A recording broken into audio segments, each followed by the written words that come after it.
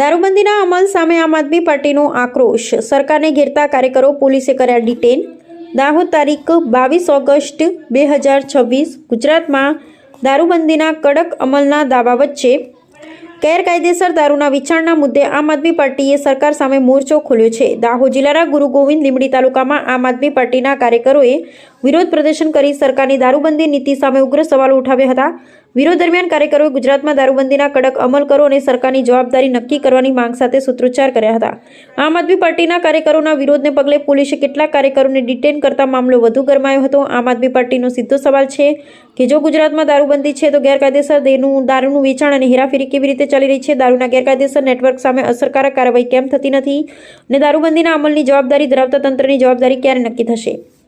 આમ આદમી પાર્ટી દ્વારા ગુજરાતના ગૃહમંત્રી હર્ષ સંઘવીના રાજીનામાની પણ માંગ કરવામાં આવી હતી। પાર્ટીના આગેવાનોનું કહેવું છે દારૂબંધી માત્ર કાગળ પર નહીં પરંતુ જમીન પર દેખાવી જોઈએ। ગેરકાયદેસર દારૂના કારણે સામાન્ય પરિવારો અને ખાસ કરી યુવાનો પર થતી અસરોને લઈ સરકારે ગંભીરતાથી પગલાં લેવા જોઈએ।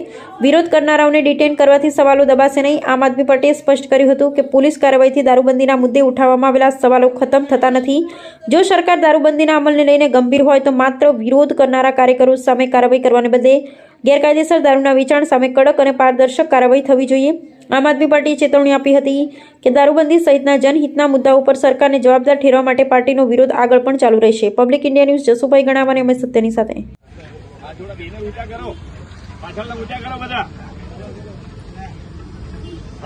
રાજીનામું આપવાનું છે, બીજું થોડું છે કે લેવાનું છે। ગુજરાત સરકારમાં અત્યારે ઠેર ઠેર ગામડામાં હોય કે સિટીમાં હોય દરેક જગ્યાએ દારૂ વેચાઈ રહ્યો છે ને એમાં મોટા મોટા બુટલેગરો છે એ દારૂ વેચી રહ્યા છે ને એમનો જે હપ્તો છે પોલીસવાળા ઉઘરાવી રહ્યા છે। સરકાર દ્વારા એમને લેવામાં આવ્યો છે, ત્યાં સરકાર દ્વારા એ ટકાવારી લેવામાં આવે છે।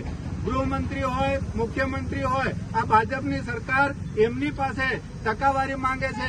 તો એના કારણે અત્યારે જે ભાવનગરમાં જે લઠ્ઠાકાંડ થયું છે એમાં 10 માણસોના જીવ ગયા છે અને સાથે સાથે 40 માણસો દવાખાનામાં છે।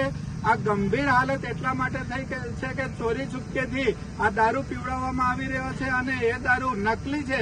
નકલી હોવાના કારણે આજે અમારા જે ગુજરાતમાં જનતા છે એમના ઘણા બધાના ઘરો બરબાદ થઈ ગયા છે। તો આ ભાજપ સરકારમાં બેઠેલા હર્ષ સંઘવીને અમે આ લીંબડીથી એલાન કરીએ છીએ કે તેઓ રાજીનામું આપે। રાજીનામું નહીં આપે તો અમે દરેક સિટીમાં અને દરેક સરકારી કચેરીઓમાં આંદોલન કરવાના છે।